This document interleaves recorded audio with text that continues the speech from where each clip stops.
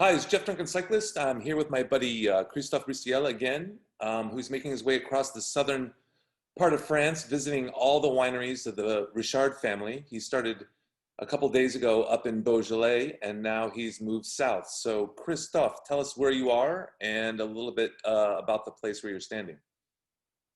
Indeed, I first crossed the Rhone up in Lyon, and I made my way on the left bank all the way to Châteauneuf-du-Pape, where I stayed last night at Château-Lannert. And I crossed the Rhone again, but this time going west. I'm starting my trip across France all the way to Bordeaux at the Atlantic Ocean. I am right now sitting at the top tower of the Prieuré de Montézargues, a historic priory with the first written record going back to 1199. And this prieuré is in Tavel, the only village in France where you can only make rosé.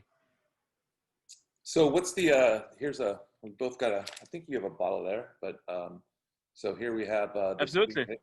And tell me a little bit more about this wine. Why only rosé, and what type of varieties go into the wine?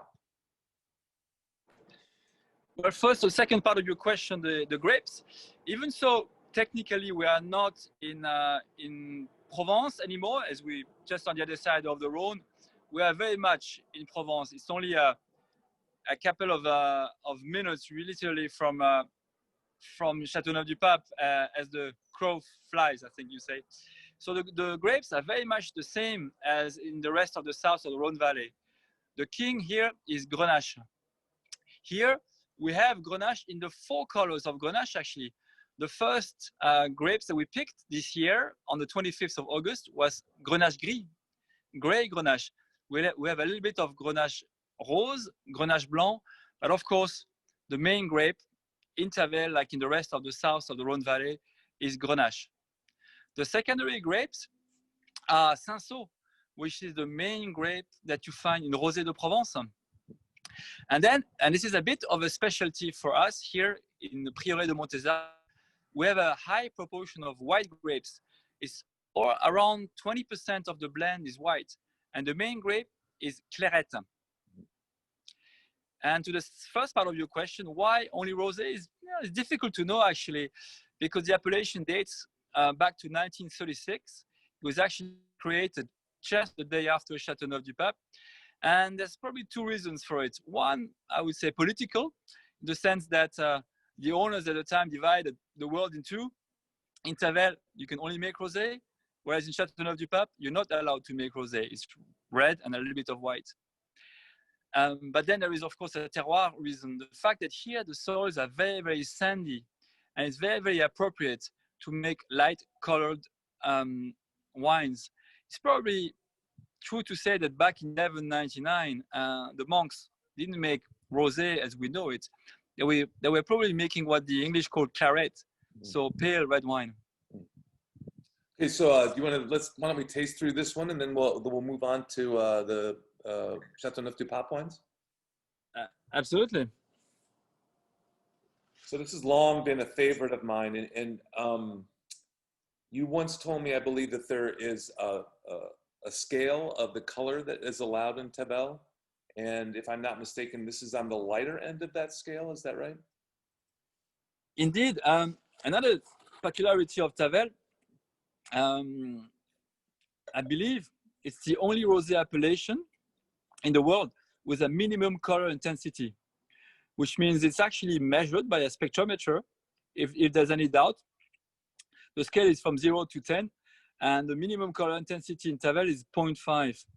And yes, indeed, I would say that Prieuré de Montézargues is on the lighter side. It's more, you could call it more modern, as we have limited the amount of time of skin contact during maceration. Actually, in the my colleagues are still working the press of the harvest of today as we speak, Jeff, and we are on the lighter side, indeed, on the modern side, but we are very much respecting the spirit of the appellation. But still, when compared to, for example, some of the rosés of Provence, it's quite dark as compared to those Provence. Absolutely, some of the rosés, particularly the last few years, particularly in the US market as well as here in France, have become almost transparent, to be honest. And this is not at all the philosophy of Tavel. No, so like I said, this has long been one of my favorites, and it's just a beautiful. You get a lot of strawberry, a little bit of maybe watermelon, but just a beautiful, absolutely, it's beautiful wine. Absolutely, it's very cherry, crushed strawberry.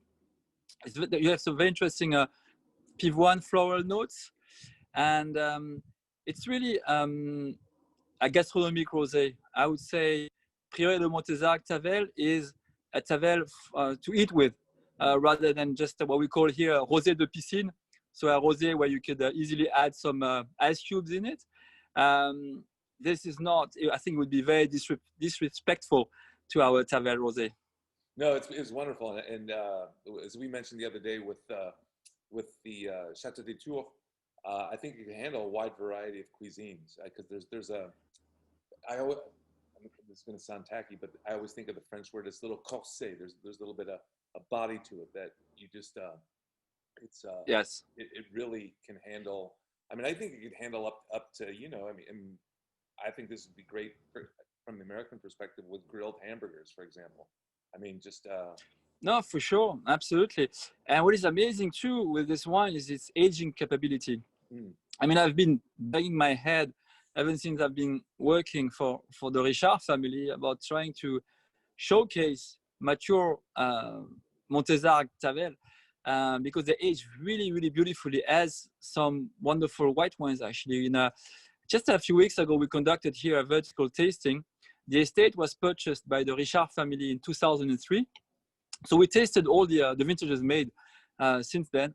And the vintages, for example, like 2004, were absolutely amazing still today. Mm. And as you know, I do a tasting of American rosés every spring, and so I have to ask the question. So since they don't make red wine in Tavel, I'm assuming that this rosé is an intentional rosé, or what I call a true rosé. So it's not a saignée, it's not a blend of red and white. Absolutely. I think that's a very important point you bring up, Jeff.